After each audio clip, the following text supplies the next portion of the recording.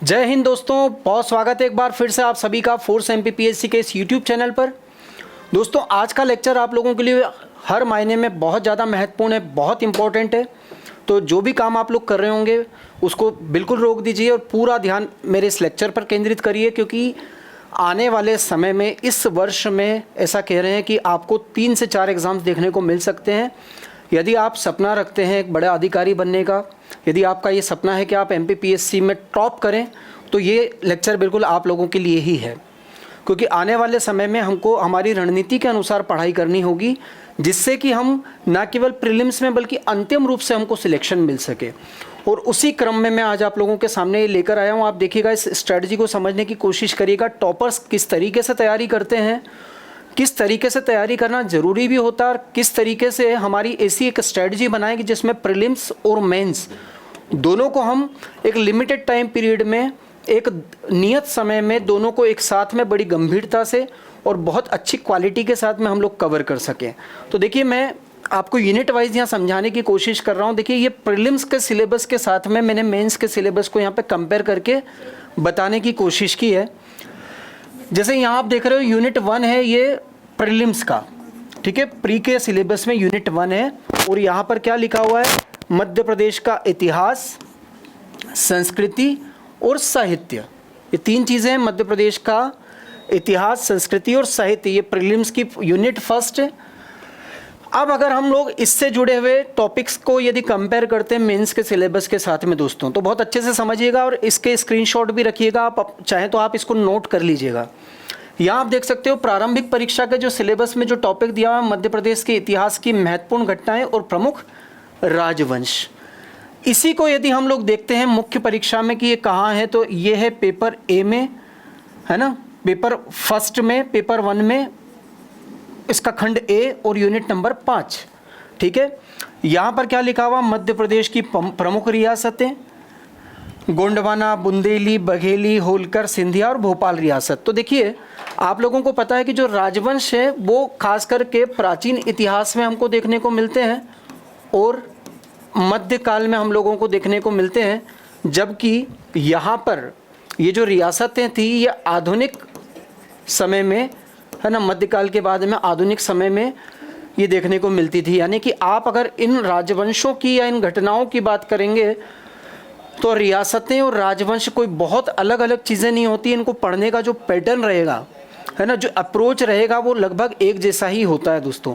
तो आप इनको बहुत अच्छे से कवर कर सकते हो। और यहाँ देखिए, यहाँ आप एक अपना चार्ट बना सकते हो कि ये मैंने डन कर दिया या ये अभी कवर नहीं हुआ। यानी कि जिस तरीके से एक खिलाड़ी अपना चार्ट बनाता है, एक एथलीट अपने वेट को बार बार देखता रहता है कि भाई मेरा वेट बढ़ तो नहीं रहा कहीं, और जैसी स्ट्रेटजी से वो अपनी तैयारी करते और एक बड़ी सफलता अर्जित करते, कुछ वैसा ही आप यहाँ पर अपना भी बना सकते हैं। यदि आपने इसको कवर कर लिया तो आप इस पर राइट लगा दीजिए, मतलब अपना एक पूरा का पूरा एक रोड मैप बना करके आप तैयारी करिए। यहाँ पर देखिए, दूसरे पॉइंट पे चलते हैं। यहाँ लिखा, स्वतंत्रता आंदोलन में मध्य प्रदेश का योगदान। और यहाँ मेंस में पेपर 1 के ए में यूनिट नंबर 4 में जो लिखा हुआ है, सीधे तौर पर क्या लिखा हुआ है, मध्य प्रदेश में स्वतंत्रता आंदोलन। इसका मतलब ये है कि इन दोनों चीज़ों में भी बहुत सारा कंपैरिजन है। यहाँ आप देख रहे हो कि यूनिट 4 और यूनिट 5 ही चलती रहेगी।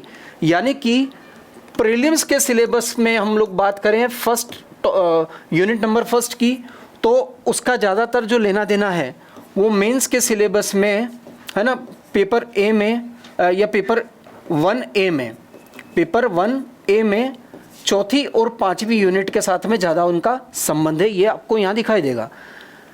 अब देखिए, आगे लिखा हुआ मध्य प्रदेश की प्रमुख कलाएं एवं स्थापत्य कला।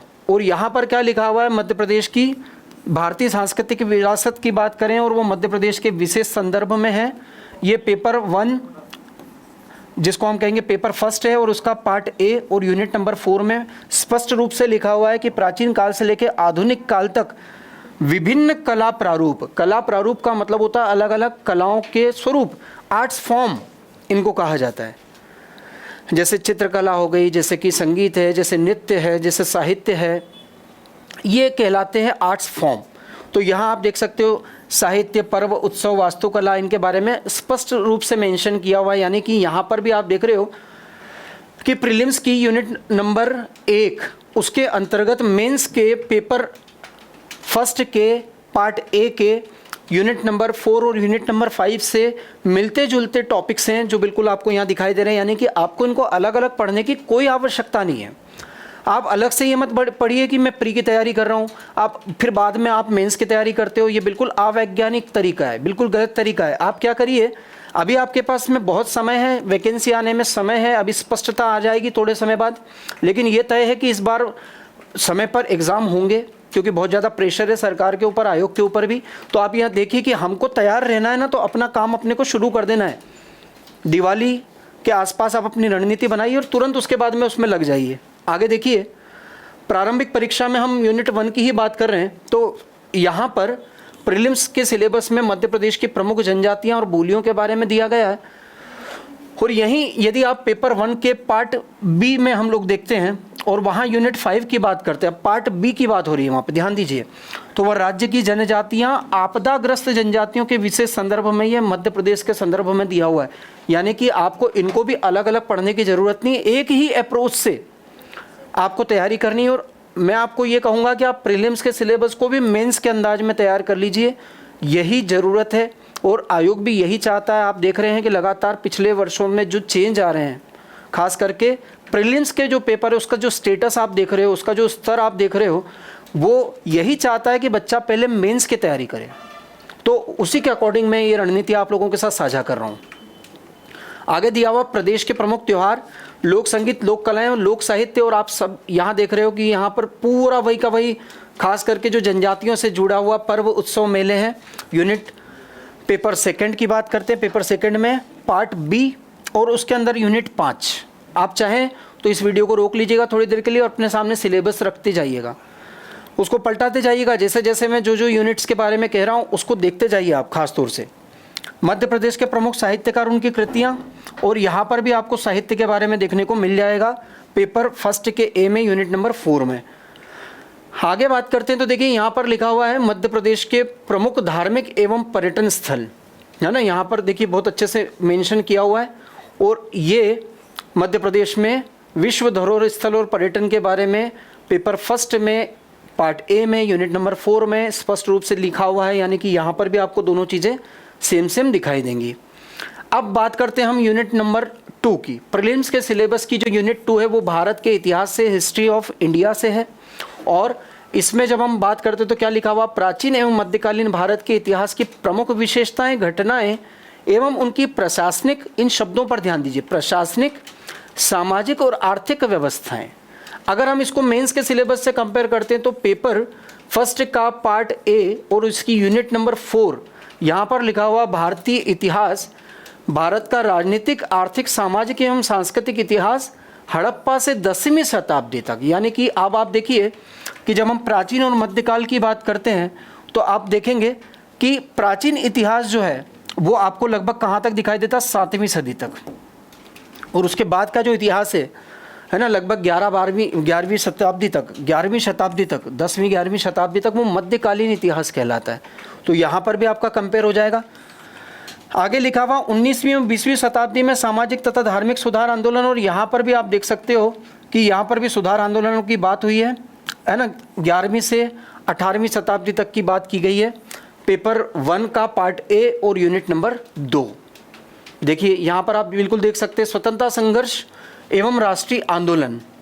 और यहाँ स्वतंत्रता आंदोलन के दौरान, खास करके ब्रिटिश शासन के दौरान, भारतीयों की क्या प्रतिक्रिया थी, क्या क्या विद्रोह हुए हैं, देखिए आप पूरा दिया हुआ। प्रथम स्वतंत्रता आंदोलन के बारे में, भारतीय पुनर्जागरण के बारे में, स्वतंत्रता आंदोलन और इसके नेतृत्वकर्ताओं के बारे में बिल्कुल मिलता जुलता है यहाँ पे। स्वतंत्रता के पश्चात भारत का एकीकरण और पुनर्गठन, इसको आप कंपेयर करेंगे मेंस में तो पेपर 1 में ए में यूनिट नंबर 3 में दिया हुआ है गणतंत्र के रूप में भारत का उदय, राज्यों का पुनर्गठन, मध्य प्रदेश का गठन, स्वतंत्रता प्राप्ति के पश्चात पुनर्गठन से संबंधित बाकी की जो घटनाएं हैं। तो ये देखिए इन दोनों में भी, यानी कि यूनिट 2 में भी बिल्कुल आप देखेंगे कि मेंस के बहुत सारे टॉपिक्स जो हैं वो आप एक तरीके से ये भी देख सकते हो कि जो यहाँ पे स्पष्ट नहीं हो रहा आपको प्री के सिलेबस में, यदि आप मेंस के सिलेबस को थोड़े से शांति से, समझदारी से देखेंगे तो आपको यहाँ पर उसकी स्पष्टता आ जाएगी। यानी कि आपका सही मार्गदर्शन भी कर रहा है सिलेबस। इसे यूनिट नंबर 3 की बात कर लेते हैं प्रीलिम्स की। तो यहाँ लिखा हुआ मध्य प्रदेश के वन, वनोपज, वन्यजीव, नदियों, पर्वत और पर्वत श्रृंखलाओं की बात है। और यहाँ पर यदि आप बात करेंगे तो देखिए मध्य प्रदेश के बारे में मालवा घाटी के विशेष संदर्भ में भू आकारिकी की बात है। यानी कि भू आकारिकी में क्या पढ़ते हो आप? भू आकारिकी, जिसके लिए यहाँ पर जियोमोग्राफिक चीज़ें लिखी हुई है, और वो सब क्या होता है उसमें, वन, वहाँ का स्थलाकृति कैसी है, वहाँ पर्वत है कि पठार है कि नदी है कि खाई है ना, वहाँ वनोपज कौन कौन सी होती है, वन्यजीव कौन कौन से मिलते हैं, नदियाँ और नदियों द्वारा बनाई गई विभिन्न भू आकारिकी, वो सारी चीज़ें, यानी कि इन दोनों का बिल्कुल संबंध दिखाई दे रहा है। यानी कि पेपर फर्स्ट का पार्ट बी और उसकी यूनिट नंबर 3 आपके यहाँ यूनिट नंबर 3 से जुड़ी हुई प्रीलिम्स में। ये तरीका आपको देखने का अगर आ गया, और आपने प्री को छोड़ दीजिए कि वो अलग है, मेंस को छोड़ दीजिए कि वो अलग है, आप तो एमपीपीएससी की तैयारी करिए। समझ में आ रहा है आपको मेरा कहना? यहाँ आपको एक नई अप्रोच मिलेगी कि यार कैसे पढ़ना। देखिए यहाँ मध्य प्रदेश की जलवायु, और यहाँ पर भी पेपर फर्स्ट के पार्ट बी में यूनिट नंबर 3 में स्पष्ट रूप से जलवायु की बात लिखी हुई है। यानी कि इन दोनों में भी क्या है, काफ़ी हद तक समानता है।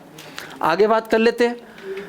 मध्य प्रदेश के प्राकृतिक एवं खनिज संसाधनों की बात है, और यहाँ पर भी प्रमुख खनिज है जिनके प्रकार, उनका डिस्ट्रीब्यूशन और उसका उपयोग कैसे होता है उसकी बात है। यानी कि इन दोनों में भी है ना, यहाँ पर भी यूनिट नंबर 3 ही है और ये यूनिट नंबर 3 है।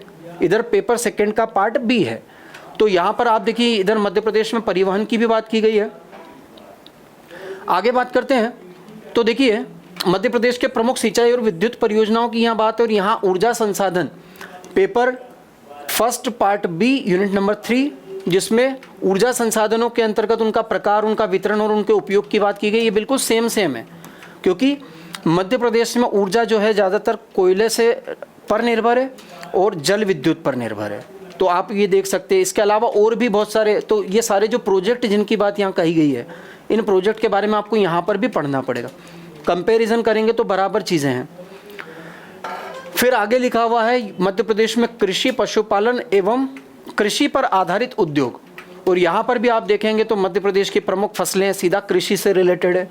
कृषि जो क्षेत्र है, फसल प्रतिरूप है, फसलों के उत्पादन, वितरण और का भौतिक एवं सामाजिक पर्यावरण पर प्रभाव, बीज एवं खाद की गुणवत्ता एवं आपूर्ति से जुड़े मुद्दे, कृषि के तरीके, उद्यानिकी, मुर्गी पालन, डेयरी, मछली पालन, पशुपालन, इससे जुड़े हुए मुद्दे और समस्याएं, कृषि उत्पादन, फिर उसका परिवहन, भंडारण, विपणन से संबंधित समस्याएं और क्या क्या चुनौतियां, मतलब पूरा का पूरा ये जो सिनेरियो है दोस्तों, जो कि पेपर सेकंड के पार्ट बी में यूनिट नंबर 2 में आपको देखने को मिलता है मध्य प्रदेश से रिलेटेड, इसका पूरा संबंध जो है यूनिट नंबर 3 जो प्रीलिम्स की है, वहाँ पर जो मध्य प्रदेश में कृषि के बारे में दिया गया। कहने का मतलब क्या है कि यहाँ तो कम दिया, लेकिन यहाँ उसको पूरा स्पष्ट कर दिया गया है। अगर आप मेंस के अकॉर्डिंग तैयारी करते हो या इन दोनों को जोड़ करके एक अप्रोच से तैयारी करते हो, स्टैंडर्ड मटेरियल को पढ़ते हो और बहुत अच्छे स्तर से इनको तैयार कर लेते हो, तो दोस्तों मेरा 100% भरोसा है कि आपकी एक संपूर्ण तैयारी हो सकेगी, टॉपर की लिस्ट में आपका भी नाम हो सकता है। आगे देखिए ये मृदा वाली जो यूनिट है, मृदा के भौतिक, रासायनिक और जैविक गुण है, मृदा प्रसंस्करण है ना, फिर मृदा निर्माण, क्षरण और ह्रास की समस्याएं, समस्याग्रस्त मृदा और उसके परिष्कार के तरीके, ये सारा का सारा मामला भी कृषि से ही रिलेटेड है, आप वहाँ इसको रिलेट कर सकते हो। आगे बात करते हैं यूनिट नंबर 4 की, तो यहाँ देखिए आप भौतिक भूगोल की बात करते हैं, और यहाँ पर भी मुख्य भौतिक स्वरूपों की बात आ रही भारत का भूगोल के अंतर्गत। ये पेपर फर्स्ट का पार्ट बी यूनिट नंबर 2, भौतिक विशेषताएं और प्राकृतिक प्रदेश, और यहाँ पर भी प्राकृतिक प्रदेश का मतलब क्या होता है, जो अलग अलग भागों में भारत को बांटा गया है, और उसमें हम क्या पढ़ते हैं, पर्वत, पठार, मैदान, नदियाँ, झीलें और हिमनद। इसी प्रकार की भू आकारिकी के बारे में हम लोग फिजिकल जियोग्राफी में पढ़ते हैं, जिनके बारे में यहाँ पर दिया गया है। प्राकृतिक संसाधनों की बात करें तो देखिए यहाँ पर स्पष्ट है, वन, खनिज संपदा, जल, कृषि, वन्यजीव, राष्ट्रीय उद्यान, अभ्यारण्य, सफारी, प्रीलिम्स में यूनिट 4 में दिया, जबकि मेंस में पेपर फर्स्ट के पार्ट बी में जो दूसरा यूनिट है दोस्तों, वहाँ पर स्पष्ट लिखा हुआ है प्राकृतिक संसाधन और उनका उपयोग, जल, वन, मृदा, शेल और खनिज, यानी कि कितनी समानता है देखिए यहाँ पर भी। इसी तरीके से आगे देखते हैं तो सामाजिक भूगोल की बात आ रही है। सामाजिक भूगोल में जनसंख्या संबंधी, जनांकिकी, जनसंख्या वृद्धि, आयु, लिंगानुपात, साक्षरता और आर्थिक गतिविधियों की बात है, जबकि आप यदि पेपर से फर्स्ट का पार्ट बी और उसकी यूनिट नंबर 2 को देख रहे हो तो जनसंख्या की वृद्धि, उसका वितरण, उसका घनत्व, लिंगानुपात, साक्षरता, प्रवास, ग्रामीण एवं शहरी जनसंख्या, ये पूरा का पूरा मामला एक दूसरे से बिल्कुल जुड़ा हुआ है। यानी यहाँ पर भी आपको इंटीग्रेटेड अप्रोच अपनाने की ज़रूरत है। इसी प्रकार से आर्थिक भूगोल की हम लोग बात करते हैं तो प्राकृतिक एवं मानवीय संसाधन, उद्योग यातायात के साधन, ये भी इसी से रिलेटेड आपको देखने को मिलता है। यहाँ जलवायु को अलग से भी दिया गया, देखिए भारतीय संदर्भ में। फिर यहाँ पे विश्व के महाद्वीप, देश, महासागर आदि की बात यूनिट नंबर 4 करती है प्रीलिम्स में। और यहाँ पर क्या लिखा हुआ आप देखिए, विश्व का भौतिक भूगोल, जिसमें पर्वत, पठार, मैदान, नदियाँ, झीलें, इनके बारे में आपको पेपर फर्स्ट का पार्ट बी और उसकी यूनिट नंबर 1 में पढ़ना रहेगा। फिर भौगोलिक घटनाएं जैसे भूकंप, सुनामी, ज्वालामुखी क्रिया, चक्रवात, ऐसे विश्व की जलवायु, यानी कि इनका भी काफ़ी हद तक एक दूसरे से लेना देना नज़र आ रहा है, बिल्कुल समानता दिखाई दे रही है। आगे बात करते हैं, यूनिट नंबर 4 में ही विश्व के प्राकृतिक संसाधनों की बात हुई है। और यहाँ विश्व के भौतिक भूगोल में सारे के सारे जो आपको यहाँ सिर्फ इतना सा लिखा, उसका यहाँ एक्सटेंशन आपको एक तरीके से सिलेबस में मिलेगा पेपर 3 में, यूनिट नंबर 8 में। खास करके ये ऊर्जा से जुड़ा हुआ जितना भी मामला है, जितने भी प्राकृतिक संसाधन है, वो यहाँ आपको समानता दिखेगी। अलग से जल और आपदा प्रबंधन के बारे में अपन बात करें तो ये पेपर फर्स्ट के पार्ट बी में यूनिट नंबर 4 में दिया हुआ है। और इसका कोई लेना देना प्रीलिम्स से, ऐसा नहीं कि बिल्कुल नहीं लेना देना है, पूछे जा सकते हैं सवाल, लेकिन सीधे सिलेबस में मेंशन नहीं है। तो आप जल और आपदा प्रबंधन बड़े प्रैक्टिकल और बहुत छोटे छोटे से टॉपिक से, और यहाँ से प्रश्न जरूर आते हैं दोस्तों, तो इसको भी तैयार कर लेंगे अपन लोग।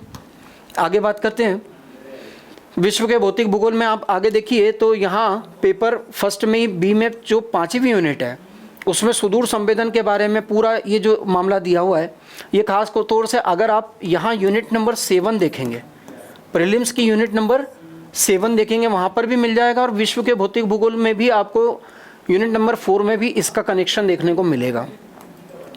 आगे बात करते हैं तो यहाँ भौतिक भूगोल की, जो भारत और विश्व के भौतिक भूगोल की बात हो रही, तो यहीं भूगर्भ शास्त्र के बारे में भी जोड़ दिया गया है। ये पेपर 3 की 10वीं यूनिट है, नया जोड़ा गया है, 2020 में ये मेंशन हुआ है बदलाव में। और ये सारी की सारी चीज़ें भी आपको जियोग्राफी का जो बेसिक नॉलेज होता है, खास करके जो संविंदर सिंह जैसी जो किताबें आती है, जो खास तौर से फिजिकल जियोग्राफी के लिए बहुत गहरा ज्ञान प्रस्तुत करती है, उन सबका अध्ययन यहाँ पर आपको काफ़ी मदद करता है इस यूनिट को तैयार करने में। 5वीं यूनिट पे चलते हैं। देखिए प्रीलिम्स में क्या लिखा हुआ, मध्य प्रदेश की संवैधानिक व्यवस्था और राज्य की अर्थव्यवस्था, यानी कि यहाँ पर कॉन्स्टिट्यूशनल कंडीशन जो है मध्य प्रदेश की, और साथ ही यहाँ की इकोनॉमी की बात है। और यहाँ यदि आप मेंस की बात करेंगे तो देखिए मेंस में पेपर 3 का यूनिट नंबर 10 पेपर 3 में देखने को मिलेगा, प्लस पेपर 2B में यूनिट नंबर 2 वो क्या बताता है। देखिए यहाँ पर मध्य प्रदेश की संवैधानिक व्यवस्था, जिसमें राज्यपाल, मंत्रिमंडल, विधानसभा और उच्च न्यायालय की बात है। और मध्य प्रदेश में जो त्रिस्तरीय पंचायती राज संस्थाएं और नगरीय प्रशासन व्यवस्था, उसके बारे में भी यहाँ पर आपको पढ़ना होगा। इसी तरीके से मध्य प्रदेश की जनांकिकी की बात की गई है यहाँ पर इकोनॉमी वाले पार्ट में, यानी जनगणना से जुड़े हुए डेमोग्राफी की बात की गई है। और वही आपको यहाँ पर भी देखने को मिलता है पेपर 2 में पार्ट बी की यूनिट नंबर 2 में, जब मध्य प्रदेश की जनांकिकी परिदृश्य और मध्य प्रदेश की अर्थव्यवस्था पर इसका क्या प्रभाव पड़ता है, ये पढ़ेंगे हम लोग। ऐसे मध्य प्रदेश का आर्थिक विकास की बात यहाँ पर की गई है। मध्य प्रदेश के प्रमुख उद्योग देखिए आप यहाँ पर भी आपको दिखेंगे, और प्रमुख उद्योग मध्य प्रदेश के आपको यहाँ पर भी दिखेंगे जो कृषि, वन और खनिजों पर आधारित है खास तौर से। इसी तरीके से मध्य प्रदेश की जातियाँ और जनजातियों के बारे में यहाँ पर भी कहा गया, और इसके पहले मैंने बताया कि मेंस के सिलेबस में भी जनजातियों के बारे में काफ़ी विस्तार से पूछा गया है। राज्य की प्रमुख कल्याणकारी योजनाओं के बारे में यूनिट नंबर 5 में प्री में है, और यहाँ देखिए आप कृषि से जुड़ी हुई है योजनाओं के बारे में बात है, सेवा क्षेत्र के बारे में, आधारभूत ढांचे के बारे में, यानी कि ये सारी की सारी जो चीज़ें हैं ये योजनागत विकास में आती है और इनका भी काफ़ी हद तक संबंध है। ऐसी यूनिट नंबर 6 जिसमें भारत के संविधान और भारत की अर्थव्यवस्था की बात है, इसमें आप देखिए यहाँ पर भी संविधान सभा के बारे में है, और पेपर 2 के पार्ट ए में यूनिट नंबर 1 में भी भारतीय संविधान, उसका निर्माण कैसे हुआ, उसकी क्या विशेषता है और उसका मौलिक ढांचे की बात की गई है। यानी कि ये पूरा इस निर्माण प्रक्रिया के दौरान आपको संविधान सभा के बारे में जरूर पढ़ना पड़ता है दोस्तों।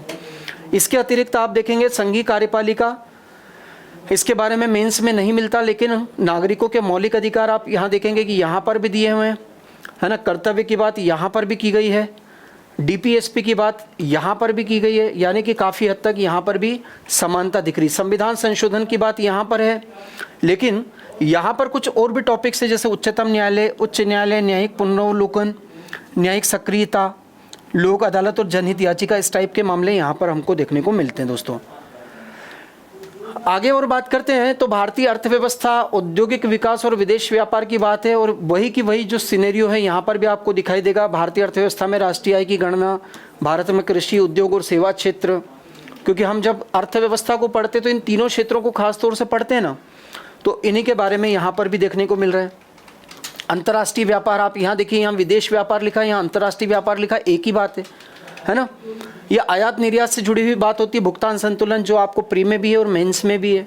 इसी तरीके से यहाँ आप देखेंगे जो वित्तीय संस्थाओं के बारे में यहाँ पर दिया गया है, उसी प्रकार के वित्तीय समावेशन से जुड़े हुए जो संगठन है, ये जो फाइनेंशियल इंक्लूजन वाला जो शब्द है, इससे जुड़े हुए संगठन भी आपको इस टॉपिक में पढ़ने होते हैं दोस्तों। तो यहाँ पर भी काफ़ी हद तक इन दोनों में सिमिलरिटीज़ दिख रही हैं आपको। यूनिट नंबर 7 की बात करते हैं, जो विज्ञान और पर्यावरण से रिलेटेड है, और यहाँ लिखा हुआ विज्ञान के मौलिक सिद्धांत। और आप यहाँ यदि मेंस में देखेंगे तो पेपर 3 में यूनिट नंबर 1, 2 और 3 जो है वो खास तौर से फिजिक्स, केमिस्ट्री और बायोलॉजी है, और इन्हीं से जुड़े हुए मौलिक सिद्धांत आपको वहाँ पे पढ़ने हैं, है ना। मौलिक सिद्धांत यानी बहुत बेसिक, बहुत इनिशियल लेवल के जो प्रिंसिपल्स हैं वो आप लोगों को तैयार करने होते। तो आप एनसीईआरटी से यदि उनको पढ़ लेते हैं तो फिर खास विशेष रूप से कुछ अलग पढ़ने की ज़रूरत ही नहीं है आपको। तो यहाँ पर भी एक वैज्ञानिक अप्रोच आप अपना सकते हो। अब देखिए यहाँ पर 7th यूनिट में लिखा हुआ भारत के प्रमुख वैज्ञानिक संस्थान और उनकी उपलब्धियाँ, और यदि आप थोड़ा सा यहाँ ध्यान देंगे पेपर 3 में यूनिट नंबर 7 में, तो ये जितने भी संगठन हैं आपके सामने आप देख सकते हो, RRCAT है, इसरो है, DRDO है, बार्क है ना, जितने भी ये दिखाई दे रहे हैं आपको, IIRS, जितने भी संस्थान, ये सब के सब यही संस्थान है जिनकी बात ये संस्थान ये कर रहा है, प्रीलिम्स का सिलेबस कर रहा है। तो मैंने वही कहा आपको कि जो वहाँ समझ में नहीं आता उसका एक्सटेंशन आप मेंस के सिलेबस में देख सकते हो, उसका विस्तारित रूप यहाँ पर दिया गया है। यहाँ लिखा हुआ देखिए अंतरिक्ष प्रौद्योगिकी और ये भूस्थिर उपग्रह प्रौद्योगिकी यानों की जो पीढ़ियाँ हैं, इसका संबंध स्पेस टेक्नोलॉजी से ही होता है, यानी कि यहाँ पर भी इसका रिलेशन आपको दिखाई दे रहा है। आगे बात करते देखिए पारिस्थितिकी तंत्र की बात आ रही है यूनिट नंबर 7 में, वो पूरा पर्यावरण वाला मामला जो है वो मेंस के सिलेबस में पेपर 3 में यूनिट नंबर 7 में आपको दिखाई देगा। पोषण आहार की बात करते हैं, पारिस्थितिक तंत्र की बात करते हैं, तो ये भी आपको सारा का सारा इधर दिखाई देगा, पूरा पारिस्थितिक तंत्र वाला मामला, है ना। पर्यावरण और जैव विविधता का मामला यहाँ दिया हुआ, तो देखिए आप फिर से देख सकते हो कि पेपर 1 के पार्ट बी में जो यूनिट नंबर 2 है वहाँ पर भी पर्यावरण के बारे में आपको देखने को मिल जाएगा, पूरा बहुत विस्तार से दिया हुआ है ना। मानव शरीर के अंग संरचना और कार्य प्रणाली, ये मानव शरीर की संरचना के बारे में आपको प्रीलिम्स में भी यूनिट 7 में दिया हुआ है ना। आगे देखिए आपकी यहाँ खाद्य प्रसंस्करण के बारे में यूनिट नंबर 7 में है, और यहाँ पर पेपर 3 में यूनिट नंबर 6 जो है वो भी खाद्य प्रसंस्करण और उससे जुड़े हुए सारे टॉपिक को कवर करती है, यानी इन दोनों में भी बिल्कुल शब्दशः समानता देखने को मिल रही है। स्वास्थ्य नीति और स्वास्थ्य कार्यक्रमों से जुड़े हुए सारे टॉपिक्स आपको यहाँ पर दिखाई दे रहे हैं, देखिए, है ना। ये पेपर सेकंड के पार्ट बी में है ये सारा पोर्शन, जिसमें आप देख रहे हो कि संक्रामक रोग, उनकी रोकथाम, टीकाकरण कार्यक्रम, आयुष चिकित्सा पद्धतियाँ क्या क्या है, सारा आपको यहाँ दिखाई देगा। इसी तरीके से पर्यावरण प्रदूषण के बारे में यूनिट 7 में है प्रीलिम्स में, और पर्यावरण से जुड़े हुए ये सारे के सारे टॉपिक्स अभी मैं बता चुका हूँ। यूनिट नंबर 9 में आपको देखने को मिलते हैं पेपर 3 में, खासकर तौर से पर्यावरण प्रदूषण से जुड़ा हुआ मामला। आगे और बात करते हैं प्राकृतिक आपदाएं और उनके प्रबंधन की बात, प्रीलिम्स में भी है 7th यूनिट में, और प्राकृतिक और मानव निर्मित आपदा, ये सब कुछ आपको देखने को मिलेगा यूनिट नंबर 4 में, पेपर 1 के पार्ट बी में ज्योग्राफी वाले पोर्शन में। ये पूरा बहुत अच्छे से विस्तार से दिया हुआ है यहाँ पे, तो इनमें भी काफ़ी सिमिलरिटीज़ दिख रही है। मतलब मेरा काम क्या है, मैं आपको ये बताने की कोशिश कर रहा हूँ दोस्तों कि क्या प्रीलिम्स और मेंस में एक जैसा और क्या अलग है। यहाँ आप देख सकते हो कि यूनिट नंबर जो 8 है, खास तौर से प्रीलिम्स की मैं बात कर रहा हूँ, ये चीज़ मेंस में नहीं है। यहाँ लिख दिया है मैंने कि ये प्री यूनिट जो है वो मुख्य परीक्षा में नहीं आती है, तो यहाँ हमको सिर्फ प्रीलिम्स के लेवल पे क्या पढ़ना पड़ता है, समसामयिक घटनाएं जिसमें महत्वपूर्ण व्यक्तित्व यानी पर्सनैलिटीज़ पर प्रश्न होंगे, स्थानों पर प्रश्न होंगे, महत्वपूर्ण घटनाओं पर प्रश्न होंगे, खेल संस्थाओं, खेल प्रतियोगिताओं और उससे जुड़े पुरस्कारों पर बात होंगे। तो ये आपको खास तौर से पकड़ के रखना है।